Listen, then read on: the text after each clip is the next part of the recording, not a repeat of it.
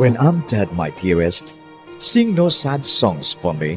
Plant down no roses at my head, nor shady cypress tree. Be the green grass above me when flowers and dewdrops wet.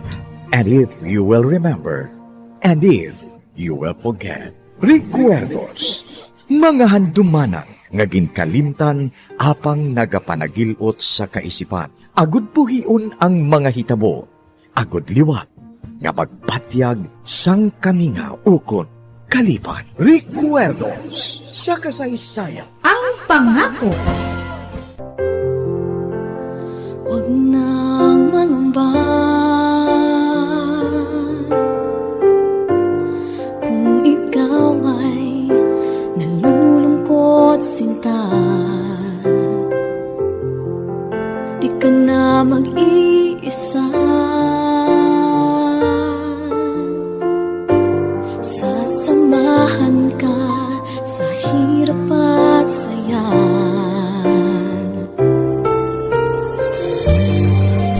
Kagkaron sa kasugpon sang aton sugilanon diri sa Recuerdos sa kasaysayan. Ang pangako. Asahan mong pag-ibig ko'y di magbabago.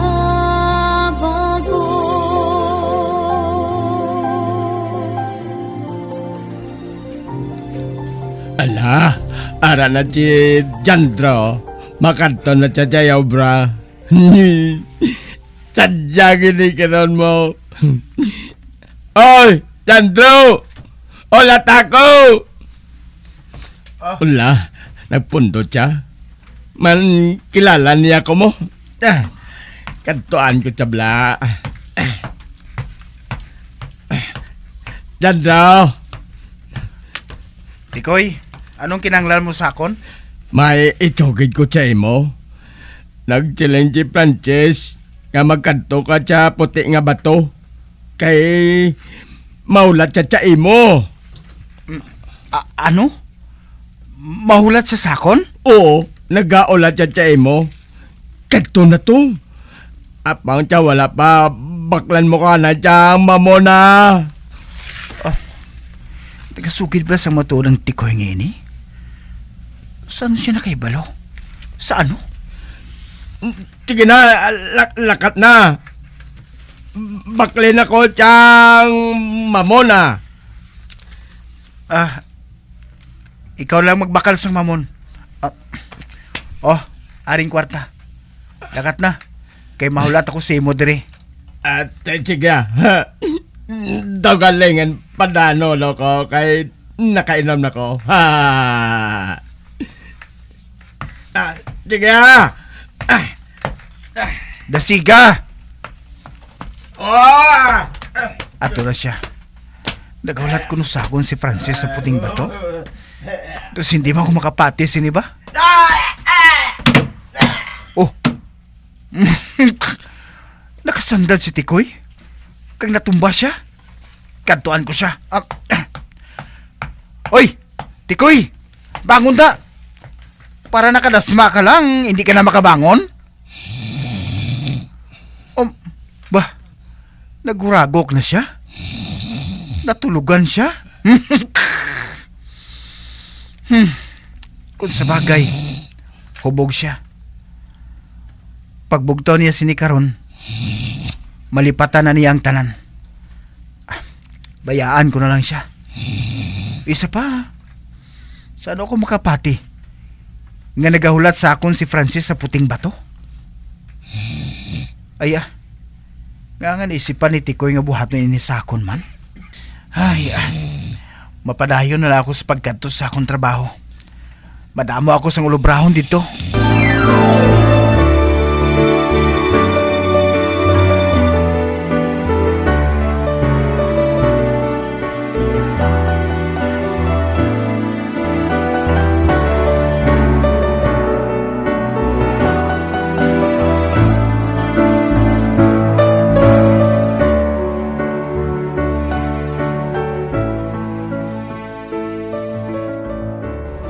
Wala na nakabalik si Tikoy.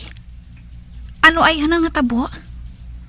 Ay han, wala nagpasagot si Jandro sa akong ginsugo sa iya. mahalin na lang ako diri ah. Makikita na lang ako kay Attorney Cameron.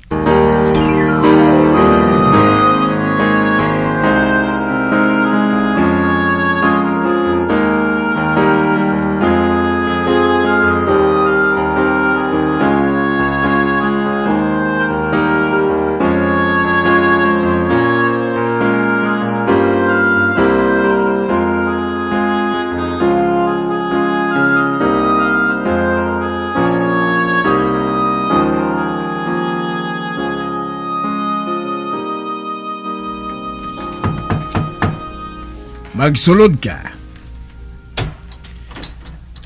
Aba, isa ka babae?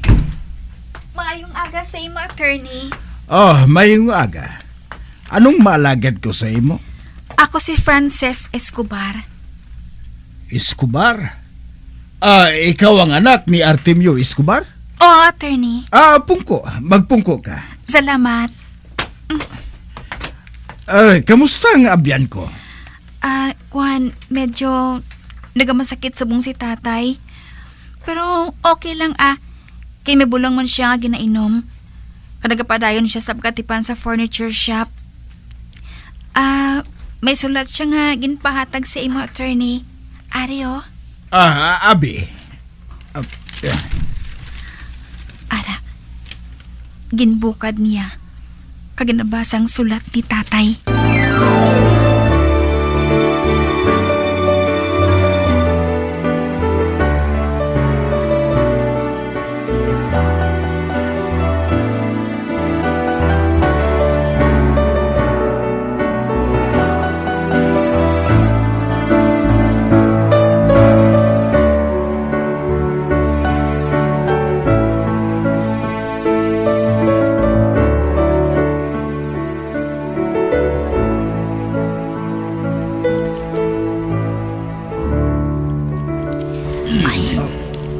Nakatapos na siya basa. Kagsubong, ginatulog niya ako sa maayo.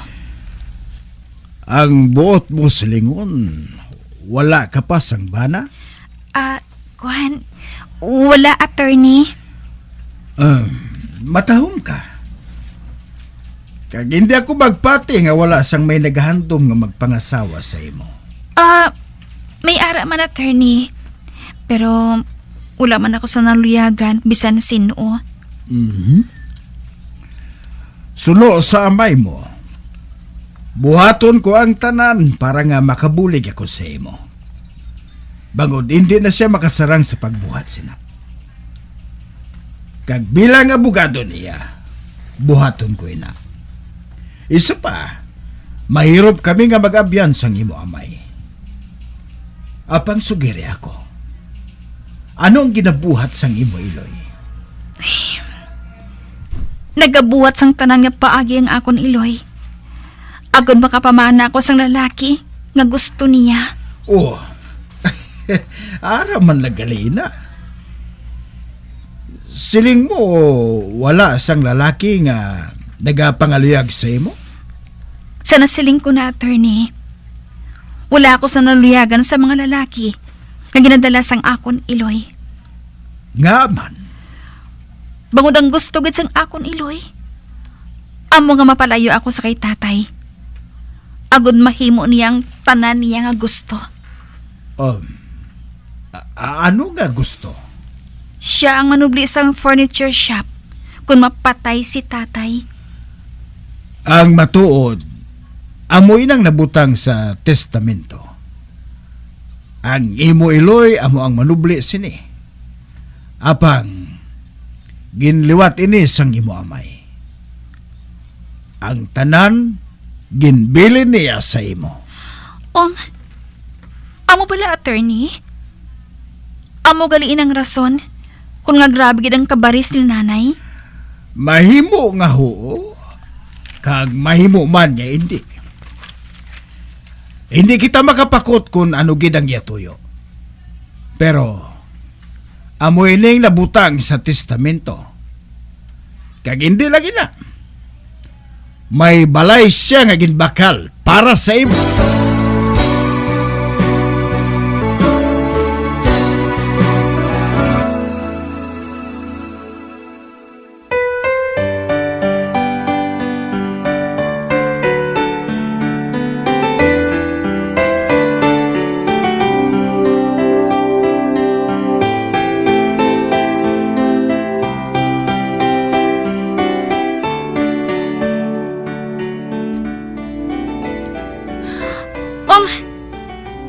balay nga ginbakal si tatay para sa akon, attorney? Oo. Kag nahamtang ini sa gwa sang syudad. Ihatag ko sa imo ang address sa sini nga balay. Wala ko makahibalo parte sa balay nga ina, attorney. Sa tiyon nga may bana ka na, kinahanglan mo ang among nga balay. Sa testamento, may kwarta man siya kaginbilin sa imo, nga mahimo mo gastuhon kung kinahanglan mo na. Sa matag hambal, ginhanda na niya ang tanan para sa imo, Francis, sa wala pa siya mapatay. Hindi pa mapatay si tatay, attorney. Ang ginbilin sang imo amay sa akon, nga buhaton ko ang tanan nga makapaayos sa imo. Ano nga makapaayos sa akon, attorney? Magpamana ka na, Francis. Magpangita ka sang lalaki nga imo ipakasal. Kag ini, himuon naton sa likom nga paagi. Apang attorney. Ayhan, may nahibalan ang imo amay nga mong nakapabaylo sa iya kaisipan. Gani magpamada ka na sa labing madali nga panahon. Apang wala sang lalaki nga mga sawa sa akon subong, attorney. Kung amo sina, mapa-advertise ako sang lalaki nga manginbana mo. Ha? Mapa-advertise? Paano kung hindi ko siya magustuhan? Ginalagas naton ang panahon, Francis. Gani, kinahanglan nga makapamana ka dayon. Kay kung hindi, ako ang mangita sang bana para sa imo. Apang attorney, si Chandro, nagsunod siya sa akong kaisipan. Attorney, may pakikitaan na ako, ha? Mabalik ako dayon. Sige. Hulaton ko ikaw.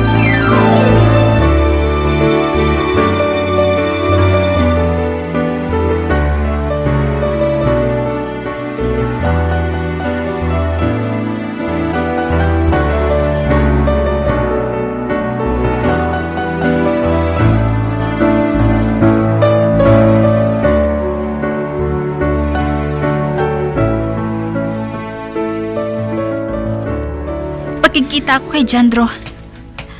Wala ginto manitikoy ang akong ginsugo sa iya. Wala siya nakabalik sa akon. Mahimo nga, hindi siya magpati kitikoy. Ako na lang makikita sa iya. Ay, nahuya ako sa buhaton ko nga ini. Apang bisan paano, maayo na lang na magpakasal ako sa isa ka lalaki nga nakilala ko na. Sang sa lalaki nga, wala ko gani makita pa. Makadto ako sa factory nga ginaobrahan ni Jandro.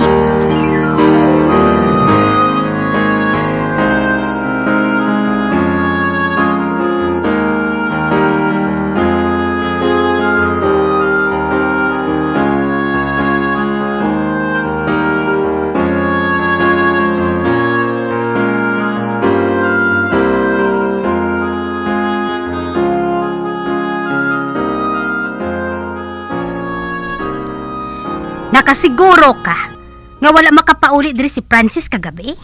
Wala day, Regina. Wala siya makapauli. Sa diin ay hanagkadto ang wala sang pulos kong anak. Basi dito siya nagtulog sa shop? Nakakadto na ako dito. Si Artemio lang ang ato dito. Nagsiling siya nga wala dito makakadto si Francis. Ang wala sang huya nga bata. May ginaplano sila nga buhaton sa akon. Hindi mahimo. Hindi gid ini mahimo.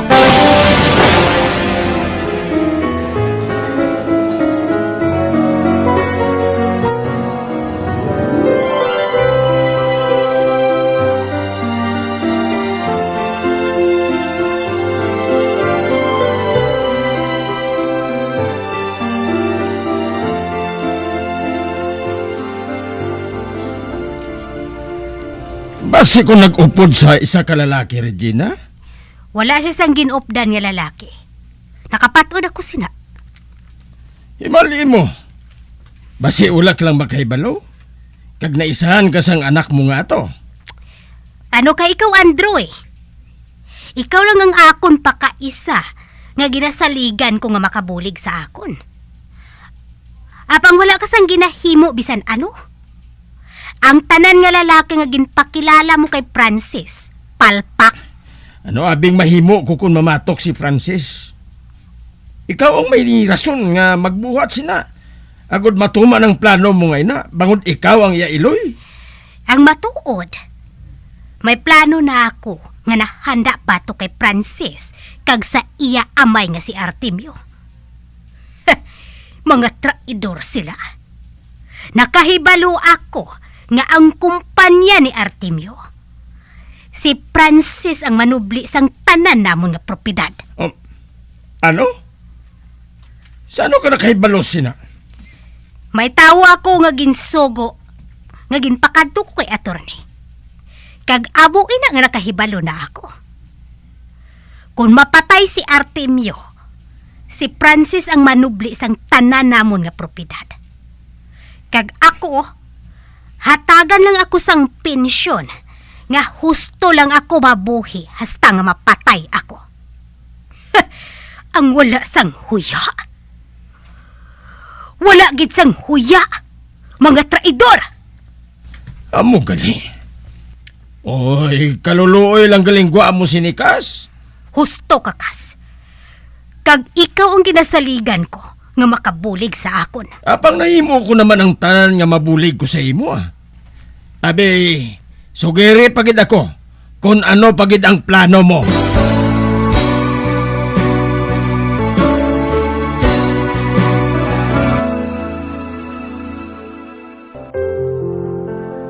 Huwag nang mangamba kung ikaw ay nalulungkot sinta. Di ka na mag-iisa. Sasamahan ka sa hirap at saya. Mga abyan, sundan ninyo sa pagpamati ang kasugpon sang aton sugilanon diri sa Recuerdos sa kasaysayan. Ang pangako. Ginsulat kag sa direksyon ni Elizabeth Batidwan Navarro. Bombo Radio Philippines. Patuloy na #1 sa drama. Basta Radio! Bombo!